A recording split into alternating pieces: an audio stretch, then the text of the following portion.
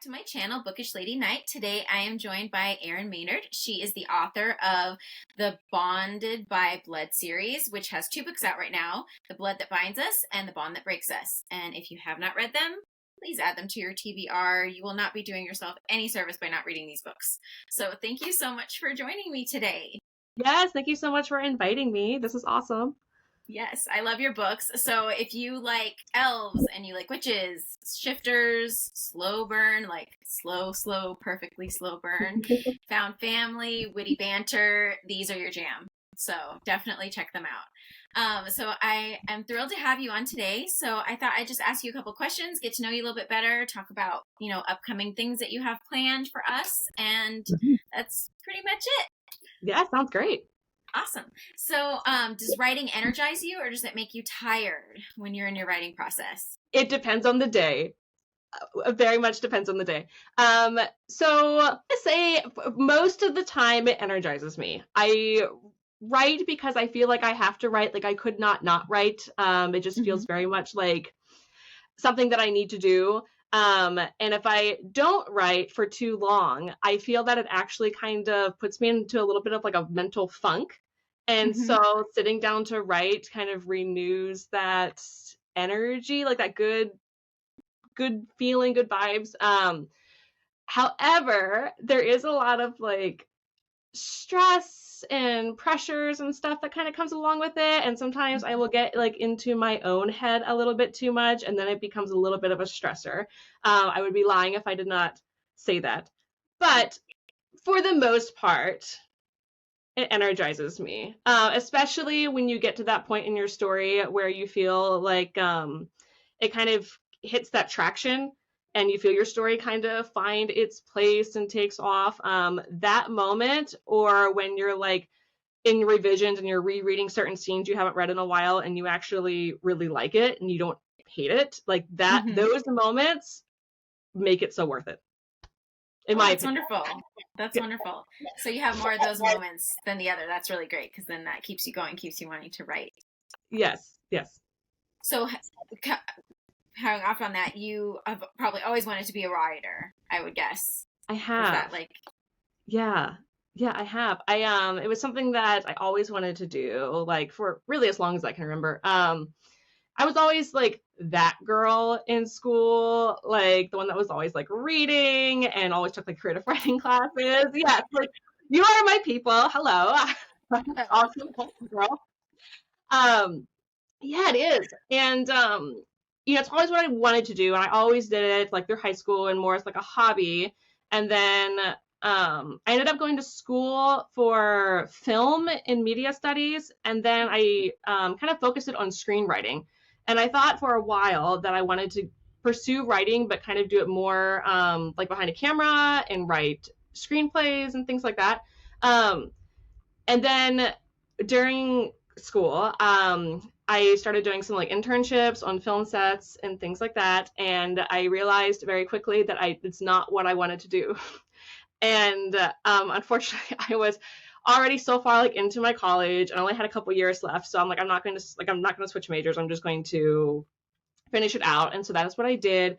And then I ended up starting working in like retail and doing a whole bunch of stuff that was not related to my degree at all. And then it was so my husband's in the Coast Guard, and so we move around a lot. And in 2020, we got stationed up in Sitka, Alaska. And that was also like the year of COVID when everything shut down. And then we moved up into a very remote island where there is not a whole lot to do if you're not like a super outdoorsy person. I am not a super outdoorsy person. So, no. So I had to quit my job and we went up there, and this was before we had our son. So I really didn't have a lot going on. And I was like, well, what's a better time to try out this like writing thing, but like more for real? And so that's what I did. And The Blood That Binds Us was my debut. And that was a story that I had in my head that was the story I knew that I always wanted to write into like a full-blown book. I wanted it to be my first novel because it was just in my head for like a very long time, like years and years. And spectacular. Yeah. Yeah. I was like, so that's what I want to write. And I did. And I wrote it in, like the first year there, and didn't really know what I was doing at all, but went with it anyway. And that was when, after I finished it, I started like the path of publication and was looking at like self-publishing versus traditional publishing. I queried a whole bunch of agents. Like it was that whole process. And then I ended up signing my book deal in, believe it was 2022, and the spring of or February 2022, and then it released in May of 2023. And yeah, and then the second one came out 2 months ago, March of 2024. So now we're here, summer 2024. Yes. Yeah, it's wonderful. It was such a great book. That's so awesome. So how was that process? Like, how did that work for you? Like, did you send it to a bunch of people, like to read it, and then they offered you from there? Or did you do because you said you had a book deal, so then you didn't self-publish, you had a signing? Right. I queried a bunch, several like literary agents. Typically to like go trad, you sort of usually need a literary agent, not always though. It depends. And I had gotten a couple like requests, not a ton, like a few full requests, a few partial requests, and I also was submitting to some small press publishers, which you don't typically need an agent for. And then I ended up getting an offer from a small press publisher and also a literary agent. And I had calls with both of them. They both present like they're both very different paths, so if we go with an agent, they kind of try and pitch you to like larger publishing companies versus going with a like small press, but it's more of a guaranteed deal. And you usually have a little bit more control when you go small versus when you go big. So it's just two different like paths. I ended up taking the deal from the small press publisher, and so I didn't need an agent. I published through them, and now and they made me a deal or an offer for the 3-book series. So all 3 books will be published with them. Yeah. That's kind of awesome. how that went. That's wonderful. I can't wait for book 3. I am like, so what are your plans once you finish with this series? Are you going to keep writing fantasy? Are you going to, try other pathways? Like, what are your plans? I think I will always live in that fantasy romance realm. It's what I love to read, and it's what I love to write. So I think I'm definitely going to stay in there. I just like this kind of like this crossroads between like fantasy and dark romance, and that like dark fantasy romance whole realm. I just love it so much. And I don't know. I don't really remember that being so popular of a genre like a few years ago. Like it seems like it's really gotten more popular now, and especially with like book talk and bookstagram and stuff. So it's been really nice being able to like live in this space where I can actually write this genre that didn't really, not that it didn't exist, but it was not nearly as like mainstream as it is now. So yeah, I definitely have plans for future books. And I think they will all be in that dark fantasy romance. That's wonderful. I can't wait to read them. Thank you. So if you had to pick, so usually you think of all of the characters you write. If you had to pick one character, like say it be a shifter or a witch or an elf, like what would you want to be if it was like your ultimate, like I can go into this book and this is going to be me? Oh goodness. I think probably a witch. And I think so, yeah. I'm like also tempted with like shifters because I think it would be super cool to just like go run around the woods. Like that sounds really cool to me. But I think for practicality purposes, I would like to be a witch because I just would want to have that magic like all the time. Like I don't have to shift, I don't have to do anything to use it. I can just use it. I feel like it would be very convenient. Yes, I feel like it would too. Like I love Bewitched, where she just wiggles her nose and everything gets done. Like you as a mom, you totally agree with that. Like that would be a great skill. Yes. Literally would be. So, who was your favorite character to write in this series? It's like picking a favorite child. So it definitely goes between Ren and Singard because I love them both so much. And so it's told, in first person present. So I'm very much in Ren's head as I'm writing. So I'm almost inclined to say Ren just because I do spend so much time like in her head. I'm writing from her perspective. But my favorite scenes to write are definitely the ones where her and Singard are on page together. And especially when there is some kind of tension, like some kind of argument, and there's like a back and forth, push and pull. That just, I love it so much. And so I really, really like writing Singard's dialogue and like his expressions and his reactions. So it definitely goes between the two of them. I'm in Ren's head, so I love writing her and from her perspective, but I love foiling her with Sin on page. So with writing him on page, is it difficult for you to be in that space, so to speak, to give all of that dialogue and background with him? You feel? I find it difficult. I feel like I sit with my characters for a long time. They're like, so my characters come to me before my story does, and I kind of like figure out the plot around them. So I feel like I have a pretty good grasp of who each character is. So I find it pretty easy to like head hop when I'm in a scene, even though it's only from Ren's perspective. I feel like I understand what's going on in Singard's head or like another character's head. So I find like his dialogue and his reactions pretty, it comes to me like pretty easily. Yeah. So I don't find it too difficult. Yeah. Oh, so, what was the most difficult scene to write? Not without giving spoilers away, but like, is it the emotional stuff? Is it like when they're battling? What's the... For me, it's always fight scenes. Any kind of like battle scenes, or where there's just like a lot of action or a lot of like choreography on page. And mostly because like, so it requires a lot more research for me because it's not like I have like, all this experience fighting battles and stuff. So it's a lot of research, and I'm definitely a plotter. Like I need to plot the whole story like before I write, and then some chapters I plot more elaborately before I begin them. And so any kind of fighting or battle scenes I always plot beforehand pretty extensively. Otherwise I will write myself like into corners and not know where I'm going or what I'm doing. So there's just a lot more prep work in them. And then while I'm writing them, again, it's in first person present, and battles are, which is like a very intimate point of view. And battles are these very large, like everything is going on everywhere, but I can only write what Ren sees, what she experiences, like with her own two eyes.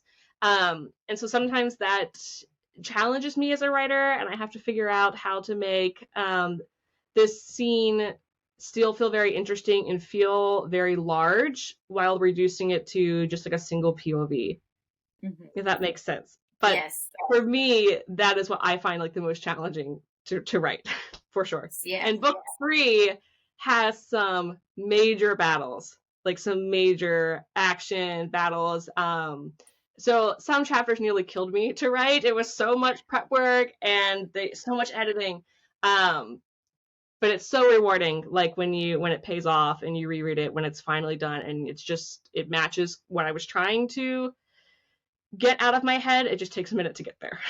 Well, where you left us off in book 2, I would imagine there's going to be a lot of like battles and like epic things happening in book 3. There's so much stuff because of that. In book 3. Yeah. So when are you expecting book 3 to be released? So we haven't announced like any official dates yet, but it is in the works. It's actually I finished it. It is with beta readers now, which is really exciting. Well, that means so it's I'm closer. On. Yes. It's due back to my publisher by end of June. So I have about like a month or so, 5 weeks or so. And then it's going to start going through its full like publishing process on the back end. So we haven't announced a date yet, but it will be it'll be less than a year. Less than a year. Wonderful. I'm excited. It is coming. That's great. So now being on this journey, now 3 books in, if you had to go back in time and have like coffee or tea with yourself back in the day before you started all this, what would you kind of give yourself as advice? Just write the darn book. Just write it, because I was in my head for so long. And with all these, like, I was very not nice to myself. Like, you know how, like, we're all our own worst critics. I was Mm-hmm. very guilty of that. And I just put off writing it for so long because I didn't think that it's something I always wanted to do, but I didn't know if it was really feasible, if I would ever really do it. And when I would start writing it, I would like edit as I wrote and get very hung up on like word choice and like each chapter, and it was just the book would never ever get done if I continued to do that. Yeah. And now my like writing process looks quite a bit different than it did when I first started. And so now if I could go back, I would definitely tell myself not to worry about like any of that and just write it, like write the book that you want to tell yourself, and don't worry about anybody else reading it or anything like that, because you can always fix everything that you don't think is ready for somebody else's eyes, but you can't edit a blank page. Like, you have to have something there. You have to have the story out of your head and on the paper. So just write it. Just like don't lose the love of writing because you're so worried about like the technicality aspects of it. Yeah. That's definitely, I think, a lot. I've heard that from a lot of authors, and myself included, because I like to write too, and I'm always in my head, and I'm never. So I think, like you were saying with outlining and things, some of you outline, some of you are just write it out. So you're Yeah. more of the aspect of I want to plan it all out and then take it over and put it to paper. Yes, very much. That's wonderful. So you start with your characters, you said. So at what point do you start your world building? Is it once you have some of the dialogue and some of the scenes that you want, and then you start seeing where they're living in that world? Yes, it is. I get the characters in my head and I kind of like would hear I get like little like snippets of scenes in my head, usually in like dialogue, and I'll like hear a line or two and not really have any context to it. I don't really understand it, but I'll like feel the vibes of the scene, and like I'll get like the mood of what I want that scene to be. And I sit with these characters for a while and kind of try to just like hear their voices, like to kind of get more idea of like their personalities, and then I start to build the story around them. And usually that comes from figuring out like what their relationship is. Mm-hmm. So like with Ren and Sin, I knew that we had an enemies to lover situation going on. Like right away, I could tell that. And I knew I wanted it to be like a captor captive situation. And I knew that there was going to be magic involved. And so that kind of led me into like asking myself, okay, so who's captor, who's captive, and then figuring that out. I'm like, okay, well, why is he captor and why is she captive? Like, why are we here? What's going on? And I just kind of like build it out slowly until we come out into like the big conflict. And then after that, I identify like the conflict, then comes the world, the setting, and like then all the side characters and everything out. So we start like very, very tunneled in and really pull back. And there's really no rhyme or reason to it. It's actually kind of chaotic. And I know that there are other authors who have a much more like streamlined process, and they use like official plotting things. And I am a plotter where I like plan everything beforehand, but I don't use any like official method of it or anything like that. It's just me scribbling away like ideas and putting them together and hoping that they are somewhat cohesive. That's wonderful. Yeah. So what was your inspiration to write this series? It just kind of come to you, or did you have some sort of thing that inspired you to write it? You know, it really did just kind of come to me. I've always been really drawn to enemies to lovers. I just always have. And I just wanted to write something with that, and it was just I don't even remember where it came from. Like I don't remember where the origin of it was. It was just something that I had in my head for so long, and it looked very different, 10 years ago, but the mood was always there, and then it wasn't until I started to like become more serious about actually writing the story that I started to kind of look into it and figure out what do I actually have going on in my head. So I really don't know where it started. It was just kind of always there. And Ren and Sin were always just squawking in my head. And they weren't Ren and Sin per se back then, but they became who Ren and Sin are now. Yeah. That's so great. I can see that. I can see, especially with your background, how you did film. Because I think I think I contacted you and I was like, this is living rent free in my brain, and it should be a movie. Like, it's great that you have that background because hopefully when they pick it up to make it into a TV series or a movie, you can help write the screenplay because That would be so amazing. that would be so cool. It would be Yeah. so cool to see this brought to life because it's such an epic story. Like, I loved it. So it would Thank you. be awesome to see because you can see them when they're talking, like the banter back and forth. You can totally see them. Manifesting it. Absolutely. Yes, manifesting it. So when you are writing, what is something that's kind of like your kryptonite? Social media. And Media. yeah, I am a chronic doom scroller. And yes, I find myself distracted very, very easily. And I will sit down to write and then I will like check my phone just for like one thing and then it's like 20 minutes later and I'm somewhere Down the rabbit hole. somewhere down the road in the middle of like Instagram, all the places that I don't need to be. I'm super, super guilty of that. And I've gotten a little better I try to do like writing sprints now where I make myself put my phone face down, always has to be face down because if I see it light up, I'll check it. I put it face down away from me and I'll like do like a 10 or 15-minute sprint where all I do is write and I don't look at my phone, I don't look at anything. I just do what I'm doing. And then I get to like reward myself with like a couple minutes of like whatever I want to do, scrolling, and then I'll put it back down and do like another 15-minute sprint. I have to like force myself to do that. Otherwise I'm very click happy and I will click onto other tabs and do stuff and yeah. I need more. And then the day gets away. And then the day gets away very much, especially because I usually write like early mornings before my son gets up, and then I write like during his nap time, and so I'm always kind of on like a time crunch, and then I will waste his whole nap by like being on like TikTok or something stupid. Like, oh, I did it again. I'm Every like day. that, but with books. Like, I'll like be like, oh, I have a few minutes, I'm gonna read, and then I'm like, oh, time just flew by. I need to be doing, something else right now, and I did not because I just got stuck in a book. Because it's very much with me. I don't know about you. When you read a book, it's very much like those videos on Instagram where you open up the book and the girl like falls into it, and then she's in the world, and then like everything else around you doesn't exist anymore. Yes, very much so. So yes. So when you get a writer's block, let's say, what do you do to get out of that? Oh, so a couple things. Sometimes I think that if I get writer's block, it's usually because, well, I guess it would depend on what's causing the writer's block. So if it's a matter of I don't know where the story is going, or I feel like stuck in a certain part of the story, or if I'm just feeling like uninspired and I can't make myself get in the mental space to like sit down and make words come out, because I will experience both sometimes. And one, the not knowing what is happening in the story, I find to be the much easier one to like work through than just like not having inspiration. Because I do plot a lot, and a lot of times I just need to find a friend and some writing friends and soundboard out loud. Speaking my ideas out loud is so very helpful for me.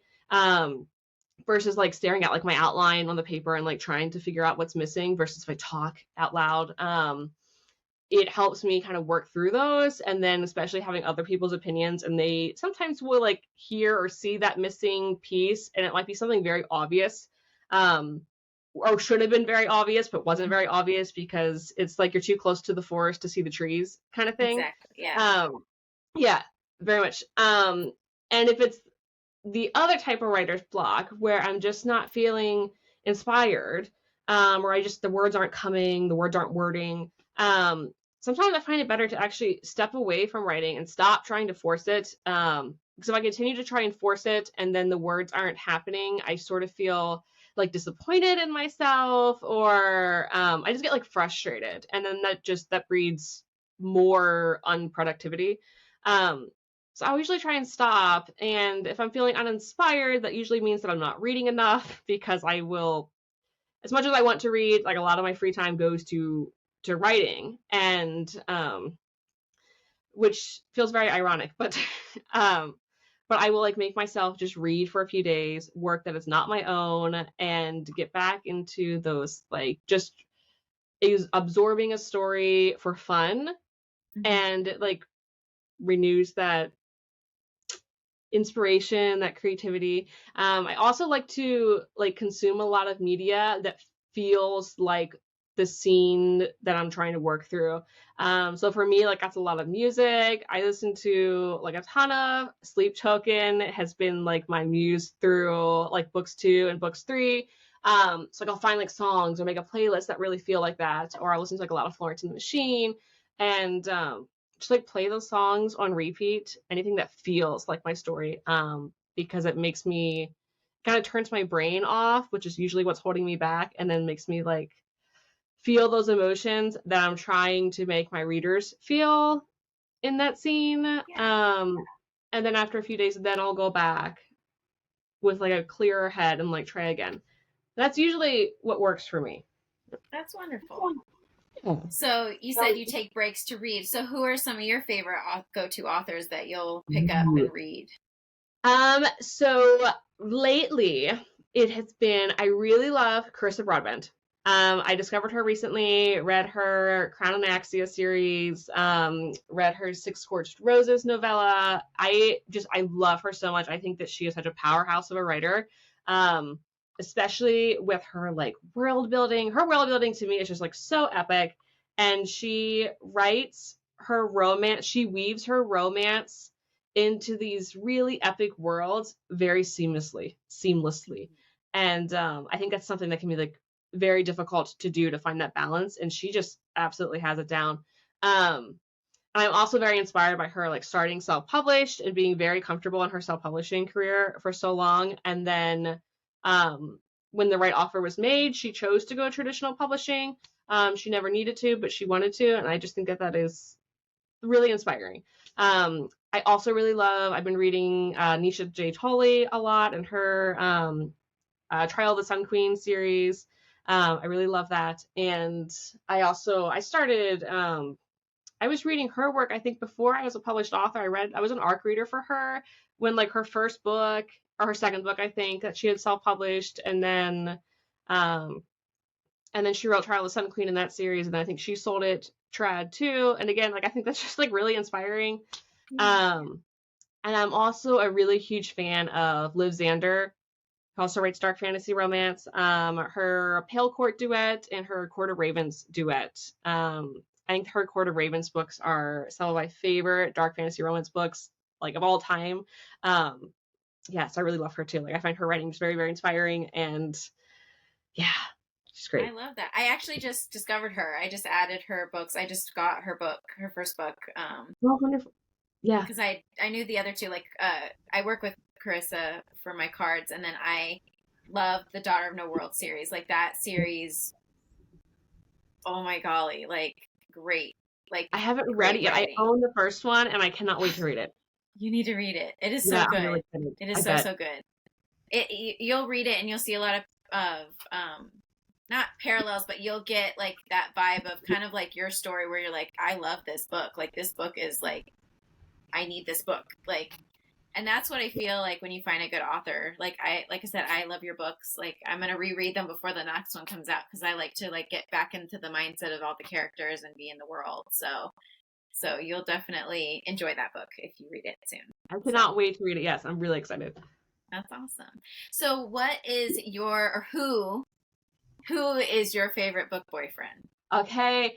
It is, I think right now, and who has been for a while, like, probably, like, the last 6 months, has been Malir from the Court of Ravens duet from Liv Zander. Feather So Vicious and Shadow So Cruel. Those 2 books. I am obsessed with Malir. It is a very, very dark duet. And so he is very much not a good person. Like, he is not a good guy. He is a morally black villain. Not morally gray. We've surpassed that. He is morally black. Well surpassed. He's really, truly awful in all the ways. And I love him so much. I mean, Xander's ability to write a villain like that you just, I mean, maybe not everybody, but I just could not help but I fell so hard for him, and I think about like he lives in my head, and he's been living in my head for a long time. I feel that way with Sin. Like when I was reading him, and I was like, oh, geez. And then I'm like, oh my golly, this guy, he's great. And I'm like, but he's doing bad things. But that's okay. I'm okay with it. Yeah. So, with everything that you're working on now, so you're going to finish this book up, and then do you think you're going to continue with witches, shifters, and elves, or are you going to expand out to more different creatures? I'm expanding out to something else. So I have another series that I am starting to work on. I finished book 3, Bound by Blood, and I'm still like working on it. I'll have another round of revisions later and stuff like editing and stuff like that to do. But because it is like the main part of it is done, I have a little bit of more leeway to start working on some other projects. So that's what I've been doing, and it's still going to be, fantasy romance, and there's still going to be like magic involved, but my next series, we are going into demon territory. So I am very excited for that. I'm looking forward to reading that. That'll be a good trope. So still enemies to lovers. You're going to have any other spans out of other involving witches and stuff probably in that series too, I would think. Their magic will be a heavy thing in there for sure. Wonderful.